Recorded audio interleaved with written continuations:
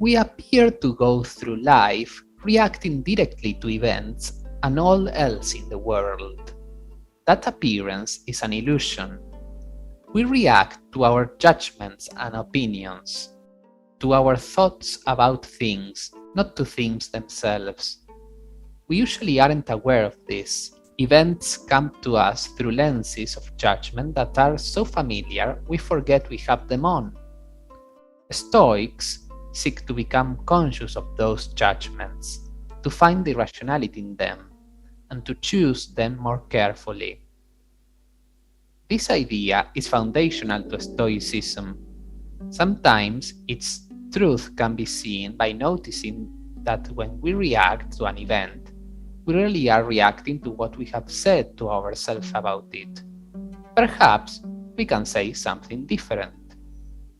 But in other cases, it's harder to see the role of judgments in producing a reaction because they are so ingrained that we take them for granted.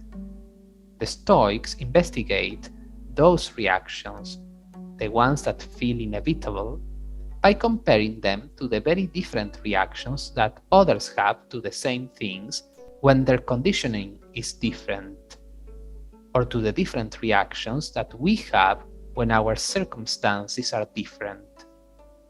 The Stoics infer from all this that our way of reacting to anything depends, indeed, on thoughts we think and beliefs we hold, however deeply buried they might be. Since those beliefs and thoughts belong to us, they should be possible to change, and so ought to be subject to more rational scrutiny than they usually get. Our experience of the world is our own doing, not the world's doing, and the Stoic means to take responsibility for it. We should stake our well-being on what we can control and let go of attachment to what we cannot. We generally can't control events, or the opinions or behavior of others, or whatever else is outside ourselves. The Stoic thus considers money, fame, misfortunes, and the like to be externals, and regards them with detachment. A Stoic still has preferences about those things, and so would prefer to avoid adversity and would rather have wealth than not have it. But attachment to those desires or fears is considered a guarantee of anxiety and a form of enslavement to whoever controls the objects of them. In sum, it is against Stoic policy to worry about things that you can't control. What we can control, and should care about, are our own judgments and actions.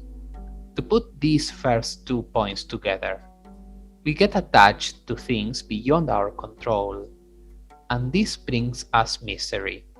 We are oblivious to features of our thinking that we can control, and that, if managed better, would bring us peace. Stoicism tries to make us conscious of this pattern and reverse it. Having shown that our thoughts and judgments create our experience, the Stoics set out to change them. They use 2 kinds of strategies for the purpose, which we might describe as analytical and intuitive.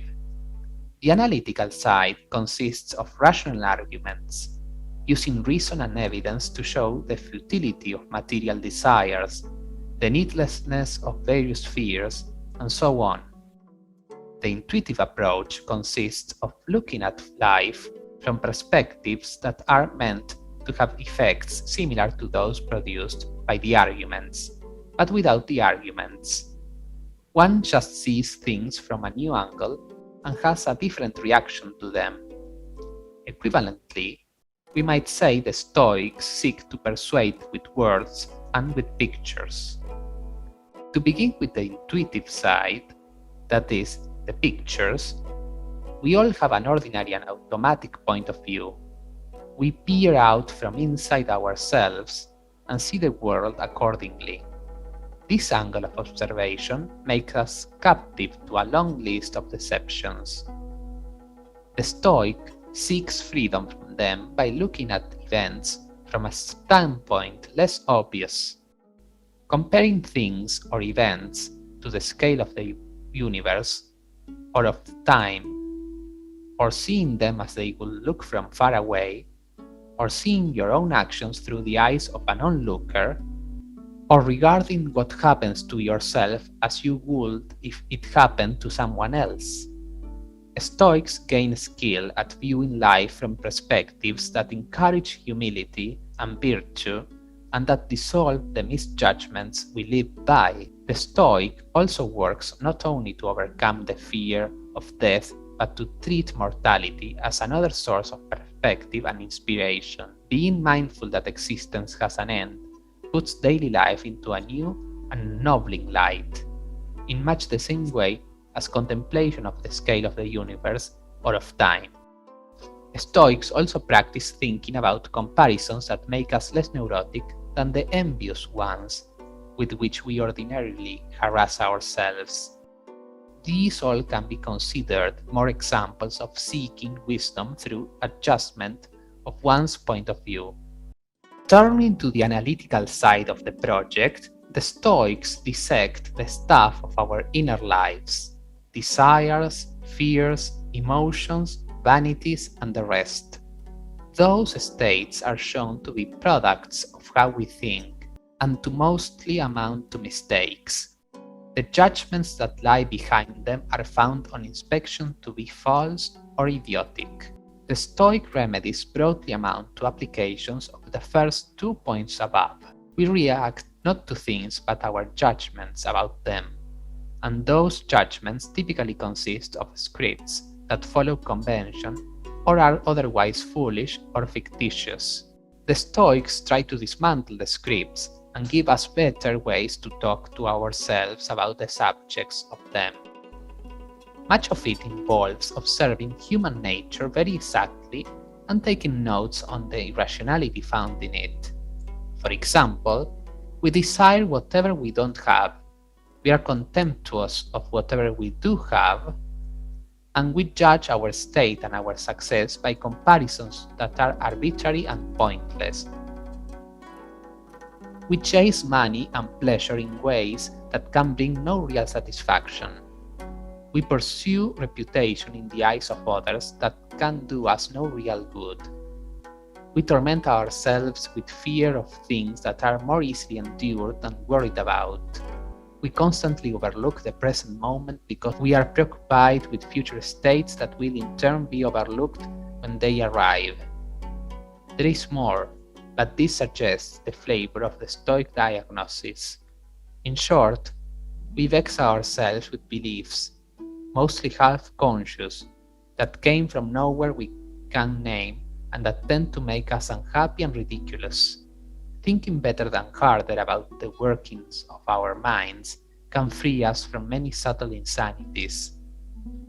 It might seem doubtful that analysis of the kind just sketched could change the way one feels about anything. You might suppose that people can't be talked out of habits and feelings that they weren't talked into, but sometimes they can.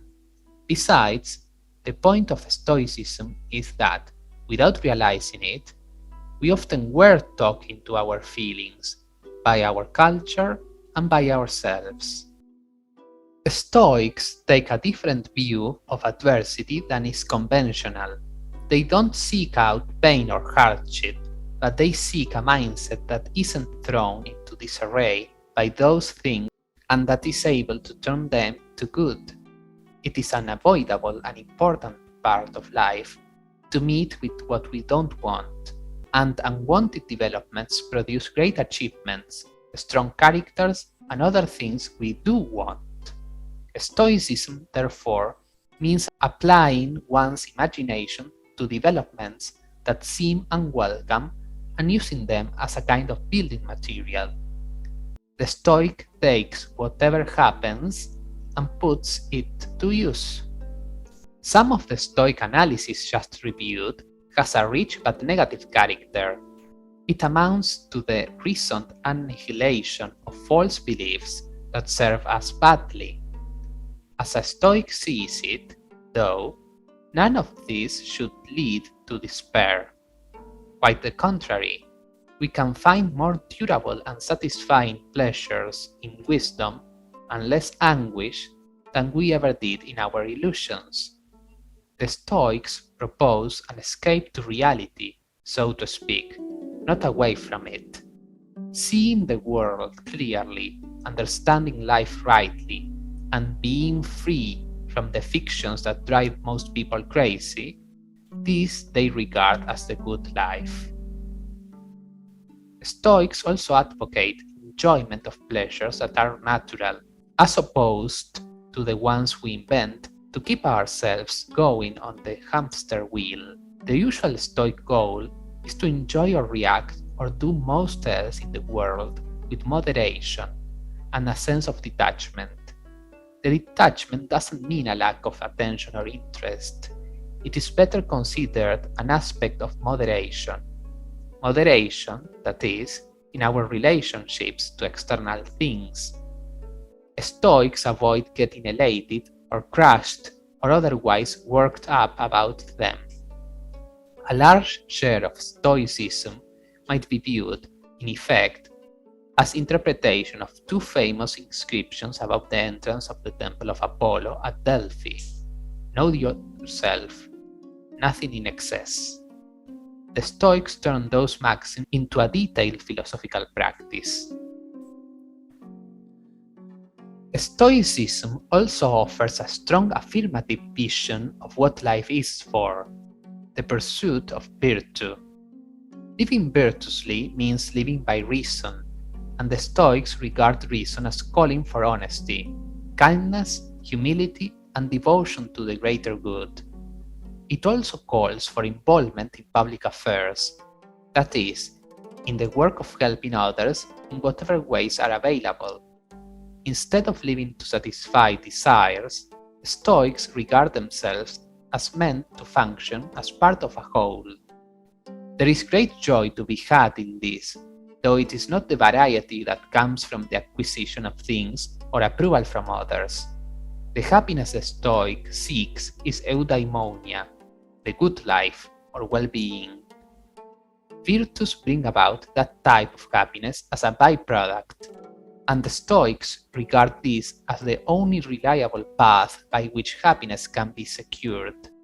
Stoicism is meant to be practice, not a set of claims to admire. It is hard work because many of our judgments and the fears and desires that follow from them are habitual and hard to change or set aside, and they are constantly reinforced by our surroundings and conventions. Taming the mind through reason takes the same kind of commitment that we associate with martial arts or other demanding physical disciplines.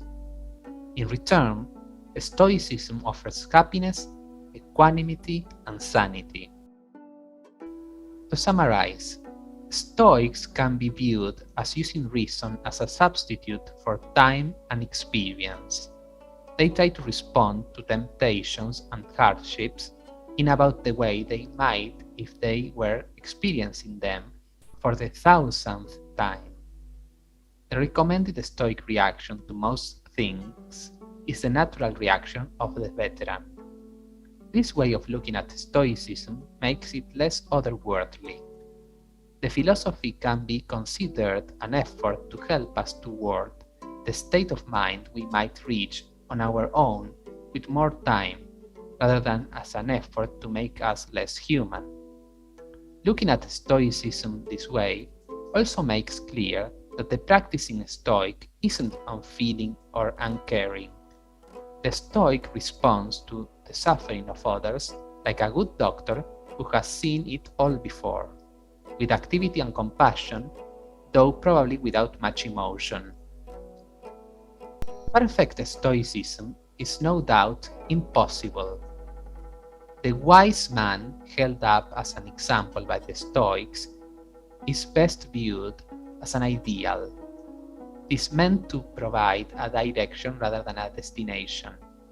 This shouldn't be alarming. Many philosophical and religious traditions call on their aspirants to work toward an ideal that nobody quite attains. The question is not whether anyone gets to the end. It is whether we are helped by trying. Claims of Stoic hypocrisy usually arise from a misunderstanding of what Stoicism is for. Its purpose is to help those who use it, not to give them a basis for judgment of others. The exhortations of Stoic teachers sometimes create a different impression, but explaining Stoicism and practicing Stoicism are different activities. Stoicism may have to be taught if it is to be learned, but the practice of it involves thinking and acting, not preaching. If Stoicism inspires claims of hypocrisy against its students, the students are probably bad Stoics, not because their actions are impure, but because they are talking too much.